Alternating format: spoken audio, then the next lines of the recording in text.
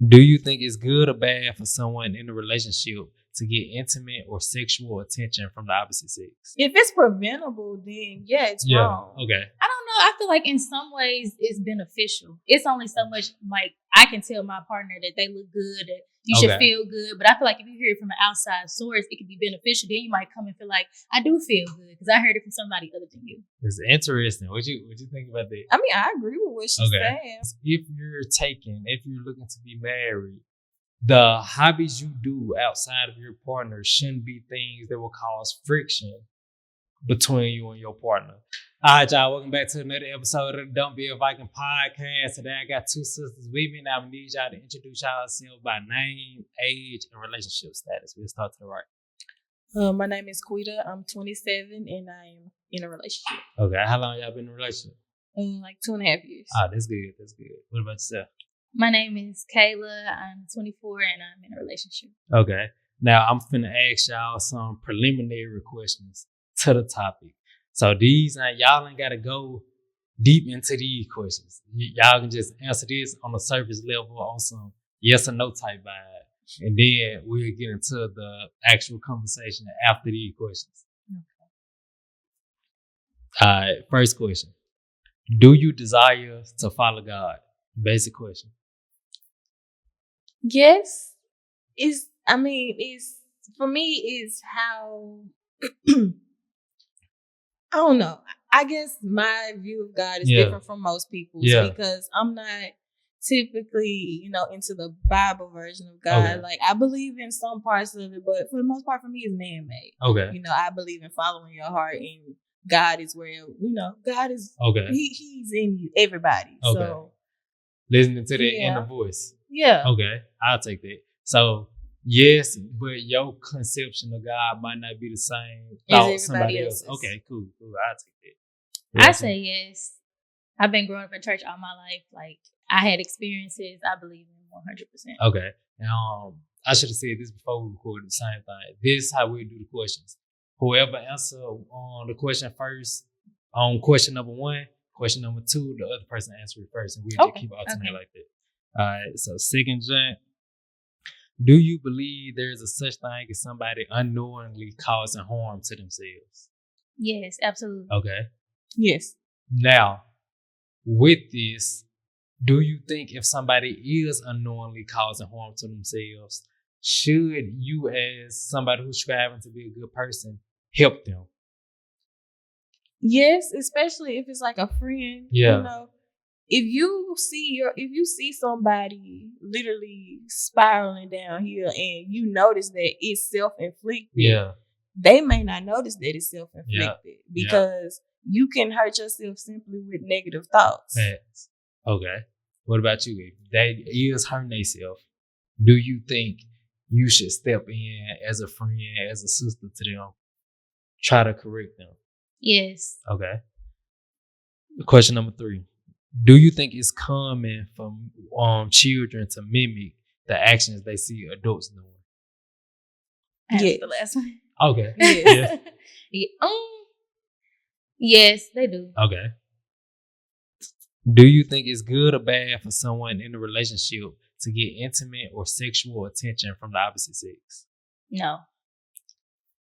No, because you can't control the attention you get. Yeah. It's how you react to it. Okay. Yeah. So neither one of y'all think it's bad to get that attention. Like let's say you getting it intentionally. Oh, you're trying to get it. You're trying to get it. Okay. Or it's something you can prevent. If it's preventable, then it's wrong. Okay. Yeah. Okay. I don't know. I feel like in some ways it's beneficial. How? It can be beneficial because it's only so much, like, I can tell my partner that they look good, that you should feel good. But I feel like if you hear it from an outside source, it can be beneficial. Then you might come and feel like, I do feel good because I heard it from somebody other than you. It's interesting. What you think about that? I mean, I agree with what she's saying, but like I said, it's about how you react afterwards. Okay. I mean, if they don't like it, then you can stop it. But I think it's beneficial. I say I wouldn't suggest or encourage in my relationship for me or my partner to get sexual attention from the opposite sex because let's say for me. I didn't know sexual. I thought we were just talking about attention. Well, let's just say like just not even if it's sexual, like sexual remarks. Let's say attraction, period. From the opposite sex. If you look good, you gonna get some attraction. Right. But I'm saying, do I think it's beneficial to the relationship? No. Because let's say I'm gonna ask y'all this, and we'll revisit this same question later. Do y'all think most men have their discipline in check, whether it's sexual discipline, discipline to work out, discipline to eat right, discipline in general? No. All right, cool. With certain aspects, I feel like men can have discipline in working out, and it won't be disciplined in other ways. I agree with that. But in general, the common answer is no. Right. Men don't got the discipline they need. Right. All right.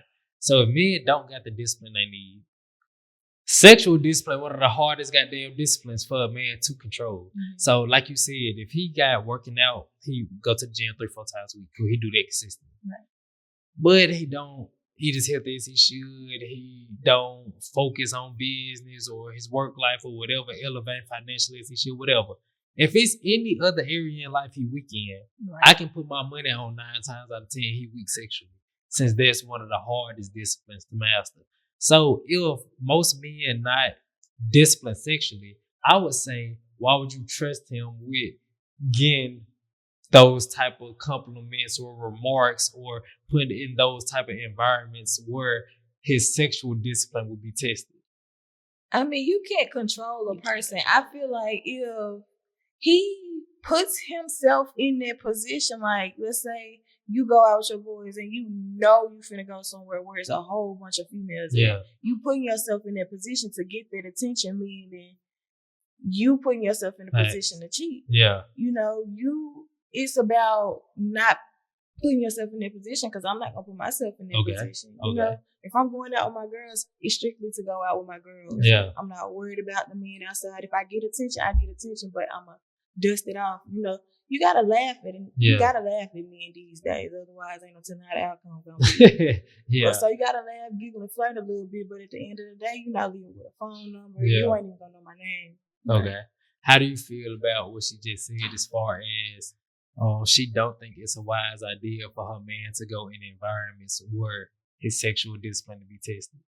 Or do you care about that? Like, do you trust him enough to go wherever he want to go? Or do you agree with her it's not appropriate for a taken man or a taken woman to be in certain environments? I mean, I agree, but I mean, it's so hard not to, because I can't, since I know I can't be there with you every step of the way. Yeah. I can't just say, you can't go here with your boys. There's going to be a lot of temptation out there. Yeah. But I just, hopefully you know how to deal with it. Because like she said, I know how to deal with it. I know to flirt, you know, move, not flirt, but I know to just, you know, smile, wave, and move around. But I can't control that. So I'm only going to stress myself out trying to think about it. Okay. I would just hope you're doing the right thing. This what I want to ask y'all. Hoping they'll do the right thing. Do you think that's a winning strategy if we just said most men not disciplined? So you can hope he gonna do it right, but the likelihood of him doing it when he hasn't mastered the craft in his life is a unlikely outcome. But we can only hope. Like, I can't like put him on a leash. Like, okay. The only thing I feel like it's a winning strategy because it just brings peace within yourself. Like, okay, exactly. That's what I'm thinking. You can only hope. Like, just like if the roles were reversed, you can only hope your girl out doing it right. Yeah. You can't control where a person go or what they do. All you can do is hope. And if you find out something along the way, then you got to move around. Okay, so let me ask y'all this. I do get what y'all saying about you can't put a leash on them and make them go wherever you want them to go. But let me ask y'all this. In the ideal situation, would you prefer a man who, let's say, magically don't go in these type of environments? He don't go to the party where all the other fine just said. He don't go to the strip club, and he ain't got his page open where all the fine just can. So you're asking, would we prefer a man that just doesn't want to do that? Yeah, versus a man who, like y'all said, like let him live, he let you live, and y'all just try to remain loyal to each other. Which one of the situations would y'all prefer? I mean, the more realistic. Right. Like, no. I just ideal situation. Definitely the an one that ideal stay at home. situation. You definitely want the one that's gonna stay home, but at the same time, it's like, let's say you do get that ideal man. Yeah. Somewhere along the way, he gonna resent you because he can't go out and have fun. Then temptation is everywhere. It can be at the grocery store. Like, it ain't even got to be in the club. Be like, in the McDonald's drive. Yeah. Like, just honestly. Okay. This what I say about that. I feel like if everybody can agree that the option number one would be the more ideal dude, mm-hmm. I would say we shouldn't set our hat on the second dude. Like, this is just how most do it. Because that's how most people is. Like, you not going, like we said, put a leash on. So, for the majority, yes, that's right.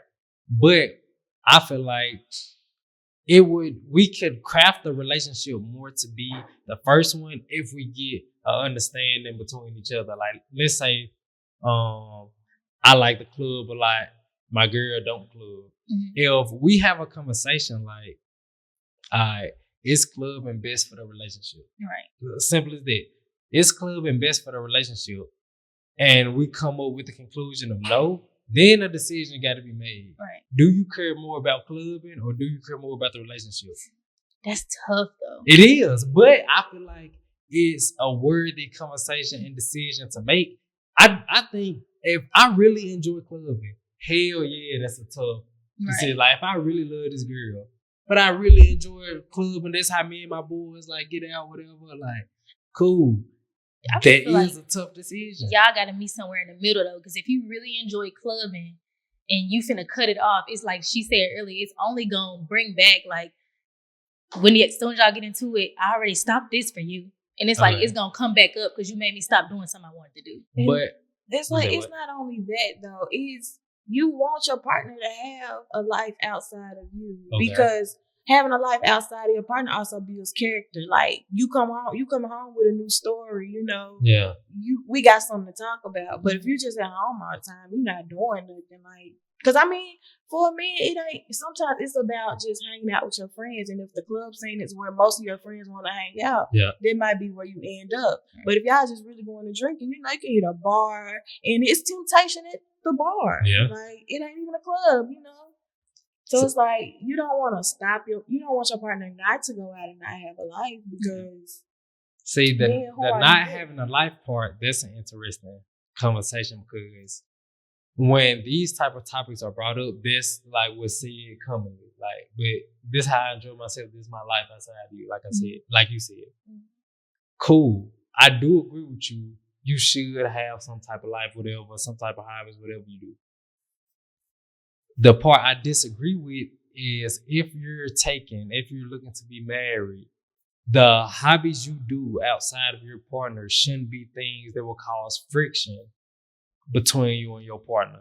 If I say I really love this relationship, I really love this marriage, I want us to be as happy as we can, what I should do is put all effort to make sure that becomes a reality. If I say, yeah, I love you, I want to be with you, I want to be happy, but when I'm away from you, I'm doing things that will cause that friction, that's not an intelligent decision. So basically, your partner just don't need to go outside. I wouldn't say go outside. They can do whatever they have fun with, but the things they do should make sense to the life you're trying to build. Like, if I say I want to be a super healthy person, I want to be in the best shape of my life, and I go to the gym, yes, that's gonna help. When I'm not at the gym, if I eat bullshit all day, that's counterproductive. Right. So whatever goals I have in my life should be conducive with each other. If I go to the gym and that's really my goal, if I just go to the gym, just go to the gym, and that's just what I do here and there, don't worry about it. But this really what you want in life. Mm-hmm. The other areas in your life should mimic that. You see what I'm saying? So if that's really my goal, when I get home, I ain't gonna lie, I don't need to stay up all night because I know if I plan on going to the gym in the morning every day, cool. It's a tough decision, but I'm staying up late with the guys playing the game all day. All right, cool. I got to put the gym first.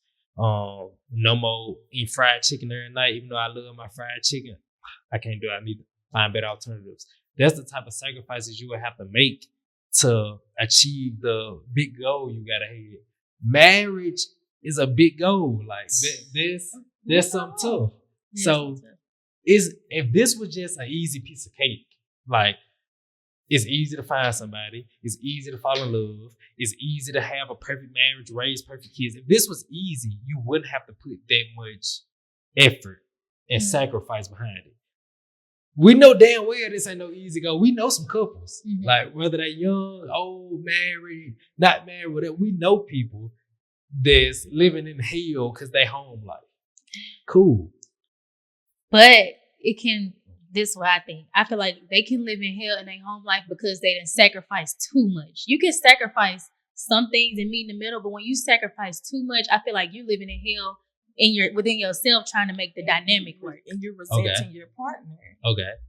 Because like you said, it is a lot of give and take, but I don't want to take away your social life. Like you it seems like right now you're focusing on the cheating aspect, and it's like temptation is literally everywhere. If you work in a warehouse, it's temptation at your job. You work in a clothing store, it's temptation there. It's temptation everywhere. It's just all about your partner's perspective and how they take any compliments that they receive or any of that, because you cannot stop women and men from coexisting and being in the same place at the same time. Okay. And some women, they have that mindset where I can get any man I want. I can take your man. They don't have that. I need my own man. Yeah. You know, because it'll be so much easier if men were able to say, oh, I got a woman, and a female just be like, oh, okay, well, let me back up. Yeah. Females these days, I don't care. I don't care what you got. Okay. Men too. I mean, both. But it's like, we live in that type of world. So whether you say yes or no, at the end of the day, it's all about if you walk away. Right. But we just said earlier, that's why I asked that question. Is the likelihood of the dude walking away a high possibility? No, it's not. I don't care what part of the city you pull a group of men from. If you pull 20 men from each part of the city, you put them up to their test. 20 taken men. I'm not talking about single folks. 20 taken men in a situation where they think that girl won't find out, and the attractive woman come up to them. Will a high percentage of these men do it? Yes, they gonna cheat every time because there's not the discipline that a lot of men work on, especially earlier in life. I got a question. Yeah. So with you saying that, what do you? So you think that to prevent that, they should not put themselves in that position. So meaning what though? Okay, so let's use a simple metaphor to make the answer I'm gonna give make more sense. If I'm a fat and I'm trying to lose weight, I've been a fat all my life, and you just tell me, bro, just stop eating bad, just go to the gym, and you just tell me that, and I've been practicing being a fat all my life. You think I'm listening to that? Hell nah. Now I might really want to stop being a fat. So like it's a real desire to me. I don't want to continue to live this way, but I need some assistance. I need some help. Right. It'll be more feasible for me to achieve this goal if you take all the Twinkies out of my house. If you say, look, I'm going to go to the grocery store with you. We're going to pick out some, you see what I'm saying? You create the environment around me more conducive to the goal that I'm trying to achieve. So I say that to say, if I have, he have sexual discipline problems, it would make sense. Okay, let me not go to the club with fine shit. Let me not go in a type of environments where I'd be tempted even more than usual. Because like you said, you can be at work, temptation gonna come. Let me put myself in a position to not be tempted more than usual. If I'm usually tempted, let's say if I go to the club, if I follow all the fine junks on Instagram, if I create the environment around me where I see fine stuff all day, I might get tempted 20 times a week. Right. That's a lot of temptation. But if I can minimize that and say, all right, unfollow all the bad junks. stop going here, stop going there. My homie that he'll hold all the bad junks be with him. Help. Yeah, like it'll tremendously help because it'll cut the temptation I'm receiving each week to 20 to 15 to 10. But never to zero. Never to zero. I don't disagree with it. Never to zero because I might just be getting some gas. And that's what I'm saying. You know what I'm saying? So it's never to zero, but it will make sense to try to get the highest probability to succeed as possible. When you study for a test, it's not a guarantee you will pass the test. Mm-hmm.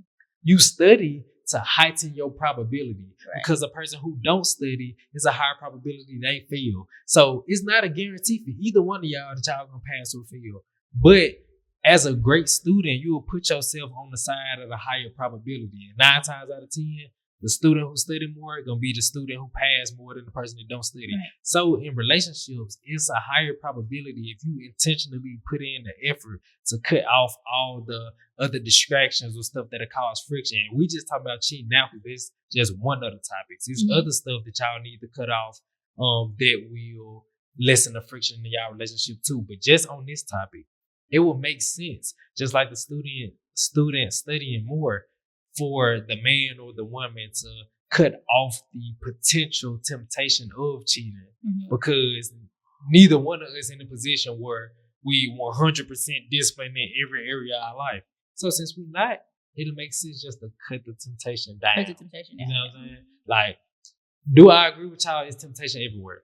Yes, bro. I would never be the person to say, nah, bro, if you do X, Y, and Z, you will never get tempted. Yeah, because it can happen even if you're sitting at home all day. You're gonna watch TV. You're gonna watch TV. Yeah. You're gonna do something. You go, even if you, like you say, going to church tomorrow. Right. You might go to church and see the baddest thing you ever seen walking, and you supposed to be listening to the Lord, but the bad thing keep walking back and forth. Like, right, it's so many situations. Like, me personally, I was like, I'm not in a position where I can just put the blame or judge on anybody else. Sexual discipline is hard as me as anybody else. Right. But I try to prevent being tempted in certain ways by just not doing certain things. You know what I'm saying? Because I know, bro, I'm a natural man. Like, I can love my girl all day long, but I'm still a natural man. If, let's say somebody butt naked walk past right now, you think I'm gonna do this? No, like. Well, I feel like this. I don't think nobody would. Yeah, you so, like, bro. Even if you try to, for however long, master that discipline, the temptation might still creep up in you. So I feel like I've been doing good not acting on that temptation. But I would never get too comfortable with it. Like, yeah, I mastered it. Yeah. And then start to put myself back in those situations again. Right. It'll only take one time for everything to go left. Now, that we done with that conversation, I'm going to ask y'all, do y'all think it's important for women to dress modestly? Wait. Hold on, y'all. We finna get into the second question. I'll highlight y'all on this episode of the Don't Be a Viking podcast. Y'all tap in on the next episode. Yes, sir, Ski.